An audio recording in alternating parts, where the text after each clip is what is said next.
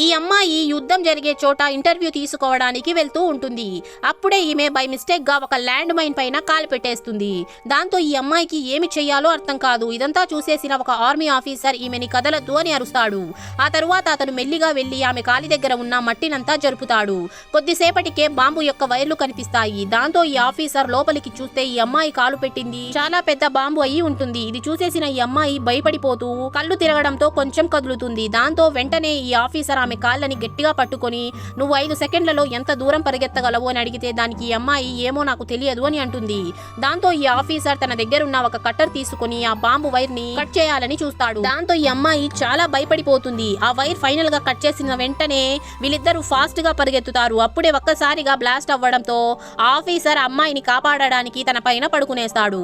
ఎలాగోలాగా వీళ్ళిద్దరూ బయటపడిపోతారు. అప్పటి నుంచి ఈ అమ్మాయి ఆఫీసర్ ని ప్రేమించడం స్టార్ట్ చేస్తుంది. ఆఫీసర్ కి తెలియకుండా అతని ఫోటో కూడా తీసుకుంటుంది. అక్కడ యుద్ధం అయిపోవడంతో ఆ ఆర్మీ ఆఫీసర్ తిరిగి తన ప్లేస్ కి వెళ్లిపోతూ ఉంటాడు. అప్పుడే ఈమె బ్యాగ్ కి అతని ఎర్ర దారం తగులుకొని ఉండడంతో ఆమె ఆ దారాన్ని అతనికి ఇవ్వాలని చెయ్యి ఊపుతుంది.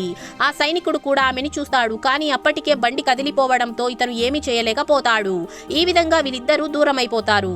ఒకరోజు ఈమె కారులో వెళ్తూ ఉంటే ఈమెకి ఆ ఆర్మీ ఆఫీసర్ రోడ్డు పైన కనిపిస్తాడు. దాంతో ఈమె దిగి చూస్తే అప్పటికే అతను అక్కడ ఉండడు. దాంతో ఈమెకి ఆ ఆఫీసర్ కూడా ఇదే ఊర్లో ఉన్నాడు అని అర్థమైపోతుంది. దాంతో ఈమె అతని అడ్రస్ కనుక్కొని ఒక విజిటింగ్ కార్డ్ తీసుకొని ఒక ఆఫీస్ కి వెళ్తుంది. అక్కడికి వెళ్లి చూస్తే అతని కళ్ళని గమనించిన ఈ అమ్మాయి ఆర్మీ ఆఫీసర్ ఇతను కాదు అని తెలుసుకుంటుంది. దాంతో ఈమె ఎంతో బాధతో బయటికి వెళ్తుంది. అప్పుడే వర్షం పడుతూ ఉంటుంది. అయినా కూడా ఈమె ముందుకు వెళ్తే అప్పుడే ఒక గొడుగు వచ్చి ఈమె తలపై ఉంటుంది. ఈమె పక్కకి చూస్తే తన పక్కన అదే ఆర్మీ ఆఫీసర్ నిలబడి ఉంటాడు. అతన్ని చూసిన ఈ అమ్మాయి ఎంతో ఆనందిస్తుంది. వీడియో నచ్చినట్లయితే లైక్ చేసి ఛానల్ ని సబ్స్క్రైబ్ చేసుకోండి.